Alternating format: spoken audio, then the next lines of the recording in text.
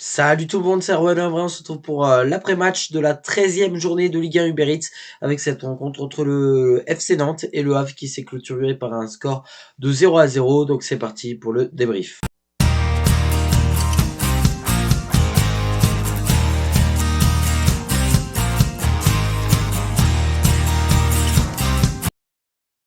Comme d'habitude, on commence par le bref de la rencontre, une rencontre qui a débuté ce dimanche à 15 h au stade de la Beaujoire de Nantes.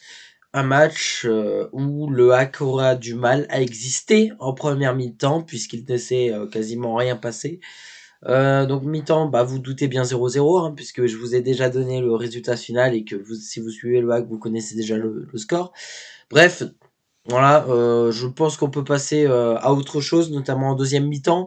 À la 67e minute de jeu, entrée de André Ayew 2 minutes 10 avant et 2 minutes 10 après, donc à la 67e minute de jeu.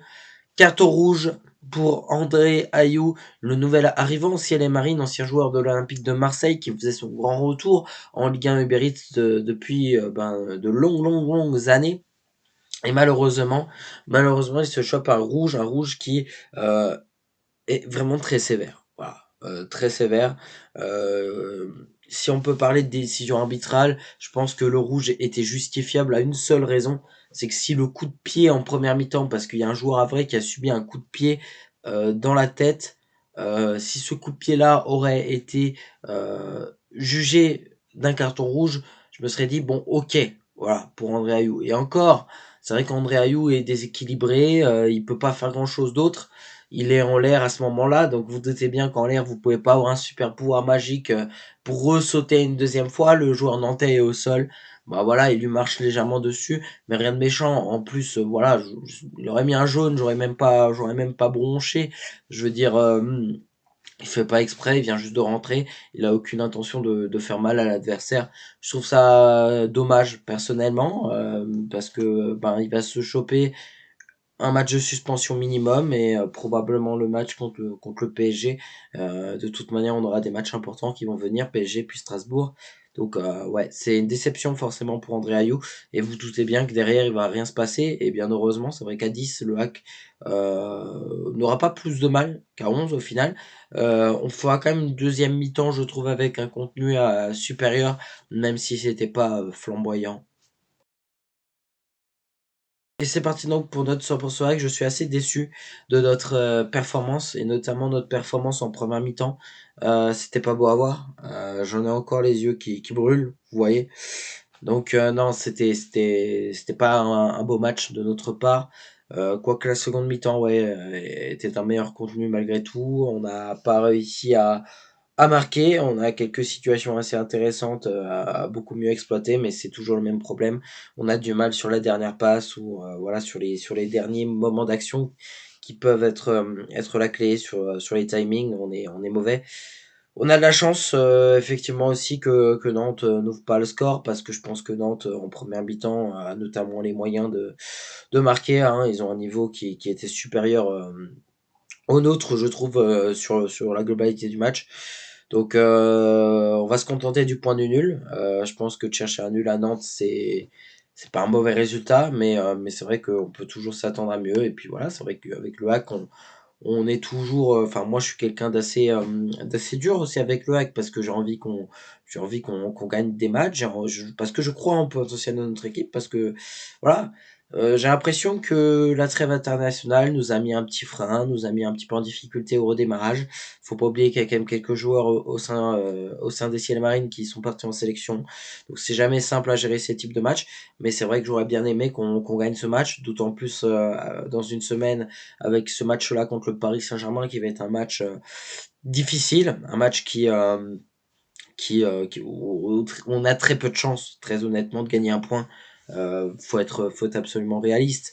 Il y aura une vidéo avant match qui sera dédiée pour ce match-là contre le PSG. Et je pense que j'aurai le temps d'en reparler, mais c'est vrai que ce sera un match qui sera pas évident et on a plus de chances de ne pas prendre de points que de prendre des points. Maintenant, il faudra se battre, pourquoi pas, hein, sur un malentendu. ça peut le faire, ça peut passer. Mais pour débriefer en tout cas ce match contre Nantes, voilà, j'ai quelques regrets sur notre capacité à jouer, capacité physique aussi, parce que je trouve que Loïc Nego, il y a des moments ça passait, sur ce match-là, ça ne passait pas. Et c'est pas forcément les qualités du défenseur en face, c'est simplement parce que Loïc Nego était à la sélection avec la Hongrie et que ça explique plein de choses. Ça explique effectivement nos petites défaillances physiques et le manque d'impact de notre part. Donc voilà, forcément, c'est pas évident à gérer les trêves internationales et c'est vrai que bah, je l'ai remarqué, c'est que oui, à la fin et à la reprise, plutôt à la reprise de chaque trêve internationale, on a du mal à avoir ce déclic.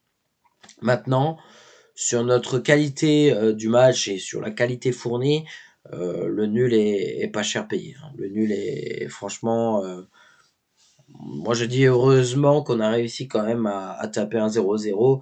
On se prend encore pas de but. Ça c'est par contre ça c'est génial, c'est que le hack on prend quasiment pas de but. Et ça c'est super. On a probablement l'une des meilleures défenses du championnat. Donc voilà, c'est bien. Une équipe qui défend bien, c'est aussi une équipe qui a plus de chances de prendre des points. Puisqu'avec si tu prends 0 but, c'est soit tu fais match nul, soit tu gagnes. Donc ça, c'est déjà quelque chose d'assuré. Si tu prends pas de but, tu es sûr de prendre des points. Donc forcément, c'est déjà bon au niveau comptable. Et le hack, c'est vrai que cette saison, on arrive à gérer, et c'est pour ça que oui, on fait beaucoup de 0-0. D'ailleurs, on a des 0-0 avec des regrets parfois, puisqu'on a des regrets où on aurait pu gagner des matchs et on ne l'a pas fait. Mais on va se contenter de ça. On va se contenter aujourd'hui de ce point-là, parce que je pense que non, le match, on l'a pas en main pour pouvoir le gagner. Et voilà, c'est tout pour cette vidéo. Merci à toutes et à tous de l'avoir suivi. Désolé, hein, bien évidemment, pour la petite journée de retard. J'avais pas le temps de publier la vidéo hier, mais c'est pas grave. Elle est là, elle est aujourd'hui présente et j'espère qu'elle vous a plu. Et puis moi, je vous retrouve dimanche non, ce sera même samedi. Je vais vous retrouver d'ailleurs samedi à J-1 avant le match contre le Paris Saint-Germain pour la 14e journée de la Ligue 1. Allez, on va se frotter à ce qui se fait de mieux probablement dans notre championnat face au grand Paris Saint-Germain.